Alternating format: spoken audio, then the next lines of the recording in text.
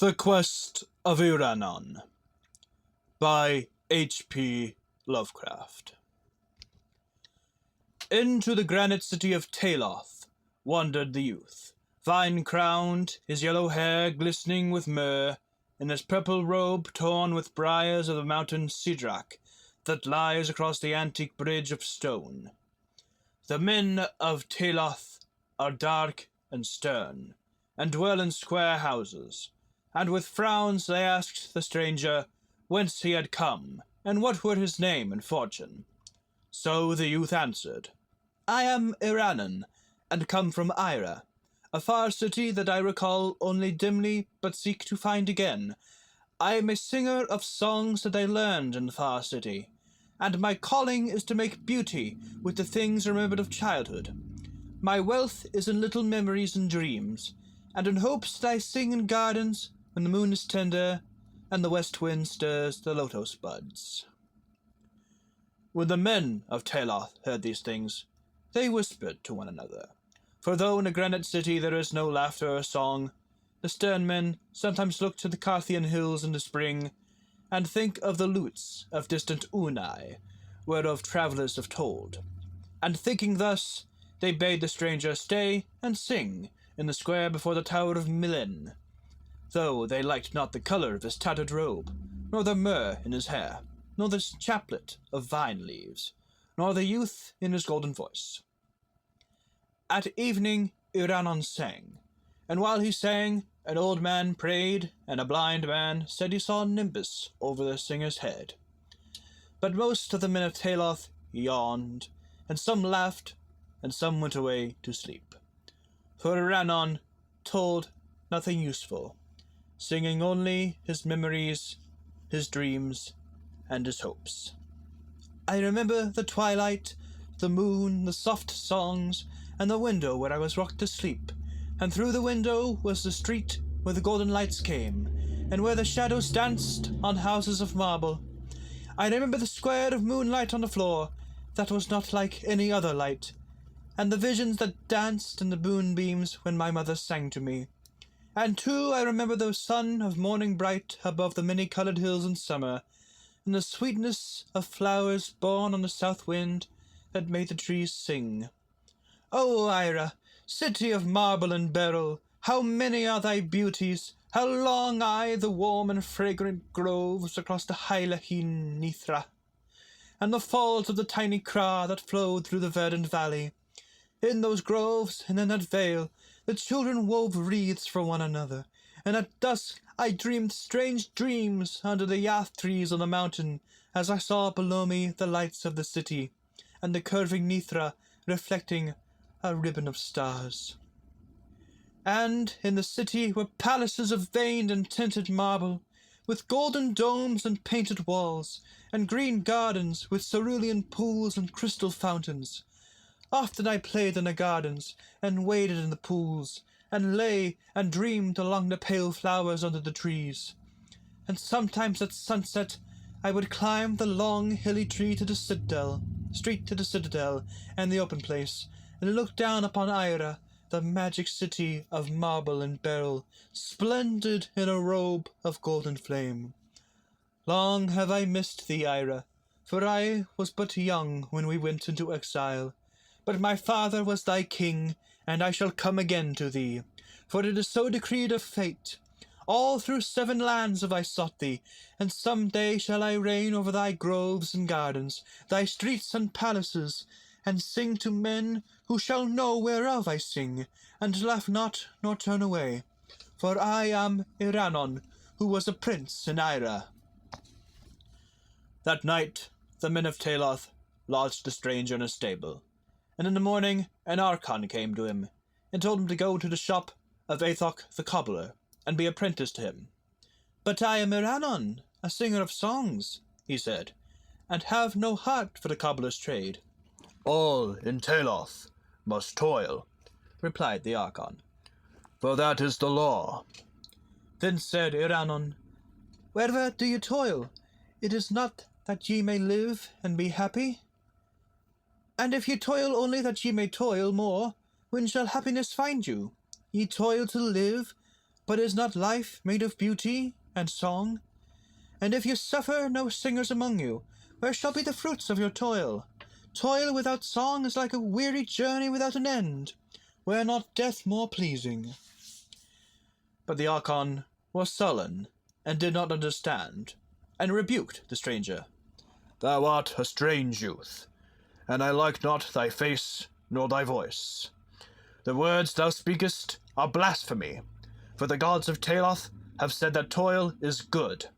Our gods have promised us a haven of light beyond death, where there shall be rest without end, and crystal coldness amidst which none shall vex his mind with thought, or his eyes with beauty. Go thou then to Aethoc the cobbler, or be gone out of the city by sunset. All here must serve, and song is folly. So Iranon went out of the stable, and walked over the narrow stone streets between the gloomy square houses of granite, seeking something green in the air of spring. But in Taloth was nothing green, for all was of stone. On the faces of men were frowns, but by the stone embankment along the sluggish river Zuro sate a young boy with sad eyes, gazing into the waters to spy green budding branches washed down from the hills by the freshets. And the boy said to him, Art thou not indeed he of whom the Archons tell, who seekest a fair city in a fair land? I am Robnod, and born of the blood of Taloth, but am not old in the ways of the granite city, and yearn daily for the warm groves and the distant lands of beauty and song. Beyond the Carthian hills lieth Unai, the city of lutes and dancing, which men whisper of and say is both lovely and terrible. Thither would I go were I old enough to find the way. And thither wouldst thou go, and thou wouldst sing, and have men listen to thee. Let us leave the city, Taloth, and fare together among the hills of spring. Thou shalt show me the ways of travel, and I will attend thy songs at evening when the stars, one by one, bring dreams to the minds of dreamers. And peradventure it may be that Unai, the city of lutes and dancing, is even the fair Ira thou seekest. For it is told that thou hast not known Ira since old days, and her name often changeth. Let us go to Unai, O Iranon of the golden head, where men shall know our longings, and welcome us as brothers, nor ever laugh or frown at what we say. And Iranon answered, Be it so, small one. If any in this stone place yearn for beauty, he must seek the mountains and beyond. And I would not leave thee to pine by the sluggish Zuro. But think not that delight and understanding dwell just across the Carthian hills, or in any spot thou canst find in a day's, or a year's, or a lustrum's journey. Behold, when I was small like thee, I dwelt in the valley of Narthos by the frigid Zarai, where none would listen to my dreams. And I told myself that when older, I would go to Sanara on the southern slope, and sing to smiling dromedary men in the marketplace. But when I went to Sanara, I found the dromedary men all drunkard and ribald, and saw that their songs were not as mine. So I travelled in a barge down the Zarai to Onyxwald Jaran, and the soldiers at Jaran laughed at me and drave me out, so that I wandered to many other cities. I have seen Stethalos, that is below the great cataract, and have gazed on a marsh where Sarnath once stood. I have been to Thra, Ilarnak, and Cadatheron on the winding river Ai, and have dwelt long in Olathwe, in the land of Lomar. But though I have had listeners sometimes, they have ever been few, and I know that welcome shall await me only in Ira, the city of marble and beryl, where my father once ruled as king. So for Ira we shall seek, though it were well to visit distant and lute-blessed Unai across the Carthian hills, which may indeed be Ira, though I think not. Ira's beauty is past imagining, and none can tell of it without rapture, whilst of Unai the camel-drivers whisper leeringly. At the sunset, Iranon and small Romnod went forth from Taloth, and for long wandered amidst the green hills and cool forests. The way was rough and obscure, and never did they seem nearer to Unai, the city of lutes and dancing. But in the dusk, as the stars came out, Iranon would sing of Ira and its beauties, and Romnod would listen, so they were both happy after a fashion. They ate plentifully of fruit and red berries, and marked not the passing of time, but many years must have slipped away. Small Romnod was now not so small, and spoke deeply instead of shrilly, though Iranon was always the same, and decked his golden hair with vines and fragrant resins found in the woods. So it came to pass one day that Romnod seemed older than Iranon, though he had been very small when Iranon found him watching for green budding branches and Taeloth beside the sluggish stone-banked Zoro. Then, one night, when the moon was full, the travelers came to a mountain crest, and looked down upon the myriad lights of Unai. Peasants had told them they were near, and Iranon knew that this was not his native city of Ira. The lights of Unai were not like those of Ira, for they were harsh and glaring, while the lights of Ira shine as softly and magically as shone the moonlight on the floor by the window where Iranon's mother once rocked him to sleep with song. But Unai was a city of lutes and dancing, so Iranon and Romnod went down the steep slope so that they might find men to whom songs and dreams would bring pleasure.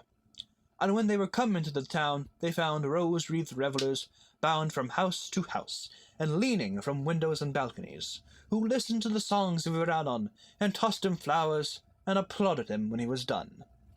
Then, for a moment, did Iranon believe he had found those who thought and felt even as he, though the town was not an hundredth as fair as Ira. When dawn came, Iranon looked about with dismay, for the domes of Unai were not golden in the sun, but grey and dismal, and the men of Unai were pale with revelling and dull with wine, and unlike the radiant men of Ira. But because the people had thrown him blossoms and acclaimed his songs, Iranon stayed on, and with him Romnod, who liked the revelry of the town, and wore in his dark hair roses and myrtle. Often at night Iranon sang to the revelers, but he was always as before, crowned only with the vine of the mountains, and remembering the marble streets of Ira and Hyaline Nithra. In the frescoed halls of this monarch did he sing. Upon a crystal dais raised over a floor that was a mirror, and as he sang, he brought pictures to his hearers, till the floor seemed to reflect old, beautiful, and half-remembered things, instead of the wine-reddened feasters who pelted him with roses. And the king bade him put away his tattered purple, and clothed him in satin and cloth of gold, with rings of green jade and bracelets of tinted ivory, and lodged him in a gilded and tapestried chamber on a bed of sweet carven wood with canopies and coverlets of flower-embroidered silk. Thus dwelt Iranon in Unai, the city of lutes and dancing. It is not long known how long Iranon tarried in Unai, but one day the king brought him to the palace some wild whirling dancers from the Lorrainian desert, and dusky flute players from the Drinan in the east, and after that the revellers threw their roses not so much as Iranon as at the dancers and the flute players. And day by day that Romnod, who had been a small boy in Granite Taeloth, grew coarser and redder with wine, till he dreamed less and less, and listened with less delight to the songs of Iranon. But though Iranon was sad, he ceased not to sing, and at evening told again his dreams of Ira, the city of marble and beryl. Then one night the red and fatted Romnod snorted heavily amidst the poppied silks of his banquet couch, and died writhing, while Iranon, pale and slender, sang to himself in a far corner. And when Iranon had wept over the grave of Romnod, and strewn it with the green budding branches, such as Romnod used to love, he put aside his silks and gauds, and went forgotten out of Unai, the city of lutes and dancing, clad only in the ragged purple in which he had come, and garlanded with fresh vines from the mountains. Into the sunset wandered Iranon, seeking still for his native land, and for men who would understand and cherish his songs and dreams. In all the cities of Kaidathria, and in the lands beyond the Benazic desert, gay-faced children laughed at his olden songs and tattered robe of purple, but Iranon stayed ever young, and wore wreaths upon his golden head, whilst he sang of Ira, delight of the past and hope of the future. So came he one night to the squalid cot of an antique shepherd, bent and dirty, who kept lean flocks on a stony slope above a quicksand marsh. To this man Iranon spoke, as to many others. "Canst thou tell me where I may find Ira, the city of marble and beryl, where flows the hyaline Nithra, and where the falls of the tiny Kra sing to verdant valleys, and hills forested with yath trees?" And the shepherd, hearing, looked long and strangely at Iranon, as if recalling something very far away in time, and noted each line of the stranger's face, and his golden hair, and his crown of vine leaves. But he was old, and shook his head as he replied, "O stranger, I have indeed heard the name of Ira, and the other names thou hast spoken, but they come to me from afar, down the waste of long years. I heard them in my youth from the lips of a playmate, a beggar's boy given to strange dreams, who would weave long tales about the moon and the flowers and the west wind. We used to laugh at him, for we knew him from his birth, though he thought himself a king's son. He was comely, even as thou, but full of folly and strangeness, and he ran away when small to find those who would listen gladly to his songs and dreams. How often hath he sung to me of lands that never were, and things that never can be. Of Ira did he speak much, of Ira and the river Nithra, and the falls of the tiny Kra. There would he ever say he once dwelt as a prince, though here we knew him from his birth. Nor was there ever a marble city of Ira, nor those who could delight in strange songs, save in the dreams of mine old playmate Iranon, who is gone." And in the twilight, as the stars came out one by one, and the moon cast on the marsh a radiance like that which a child sees quivering on the floor as he is rocked to sleep at evening, there walked into the lethal quicksands a very old man in tattered purple, crowned with withered vine leaves, and gazing ahead as if upon the golden domes of a fair city where dreams are understood. That night something of youth and beauty died in the elder world.